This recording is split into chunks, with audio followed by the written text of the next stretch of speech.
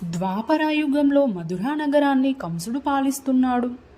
ఆకాశవాణి ఒకటి ఇలా ప్రకటించింది: దేవకి 8వ సంతానం నీ మరణానికి కారణమవుతుంది. భయంతో కంసుడు దేవకి వసుదేవులను కారాగారంలో పెట్టాడు. 7 పిల్లలను చంపిన 8వ గర్భంలో విష్ణువు స్వయంగా అవతరించాడు. అంధకారమైన అర్ధరాత్రి, వర్షం, యమునా నది ఉప్పొంగుతూ ప్రవహిస్తోంది. అదేవేళ దేవకి గర్భంలో నుంచి శ్రీకృష్ణుడు జన్మించాడు. కారాగార ద్వారాలు వెంటనే తెరుచుకున్నాయి. వసుదేవుడు శిశువుని తీసుకుని గోకులానికి వెళ్ళాడు. అక్కడ యశోదామాత దగ్గర శిశువును ఉంచి ఆమె కుమార్తెను మధురకు తీసుకొచ్చాడు. కంసుడు ఆమెను చంపబోతే ఆమె ఆకాశంలోకి ఎగిరి ఇలా చెప్పింది: నీ సంహారకుడు ఎక్కడో పెరుగుతున్నాడు. ఇలా కృష్ణలీలలు మొదలయ్యాయి. గోకులంలో బాలకృష్ణ లీలలు. గోకులంలో కృష్ణుడు చిన్నపిల్లవాడిగా పెరిగాడు. వెన్న దొంగతనం, యశోదామాతకి అల్లరి. ఒకరోజు కృష్ణుడు వెన్న తింటుండగా యశోద అతని నోరు తెరవమంది. ఆమె చూసింది ఏమిటంటే కృష్ణుడి నోట్లో మొత్తం బ్రహ్మాండం, సూర్యుడు, చంద్రుడు, నక్షత్రాలు, అన్ని లోకాలు. యశోదామాత ఆశ్చర్యపోయింది. అయినా అతన్ని ప్రేమతో కౌగిలించుకుంది. రాధాకృష్ణ ప్రేమ. ప్రపంచంలో అనేక ప్రేమ కథలు ఉన్నాయి, కానీ ఒకే ఒక్క ప్రేమ కథ కాలానికి అతీతమైనది.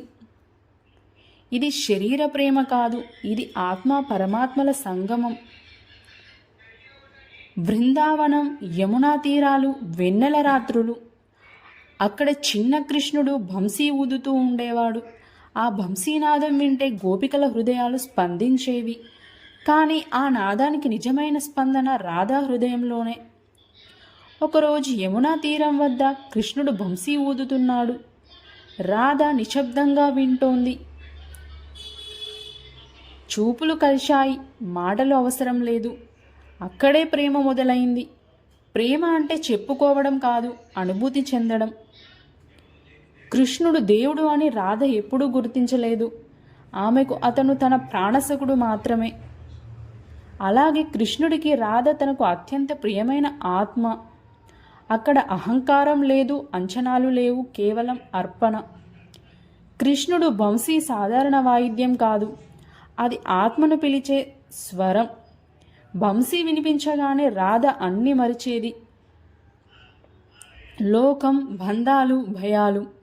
ప్రేమ అంటే లోకాన్ని మరిచిపోవడం కాదు, లోకంలో ఉండి భగవంతునిలో లీనమవడం.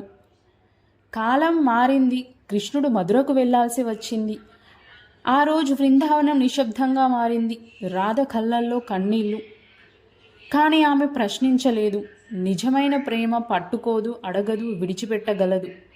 కృష్ణుడు దూరమైన రాధ హృదయంలో అతను ఇంకా దగ్గరే. ప్రతి శ్వాసలో కృష్ణనామం, ప్రతి క్షణంలో బంసీనాదం. విరహం ప్రేమకు విరోధం కాదు, అది ప్రేమను పరిపక్వం చేస్తోంది. కృష్ణుడు లేకుండా రాధ లేదు, రాధ లేకుండా కృష్ణుడు లేదు. భక్తి లేకుండా భగవంతుడికి అర్థం లేదు. అది శాశ్వతమైంది. ఎందుకంటే ఈ ప్రేమకు బంధాలు అవసరం లేదు.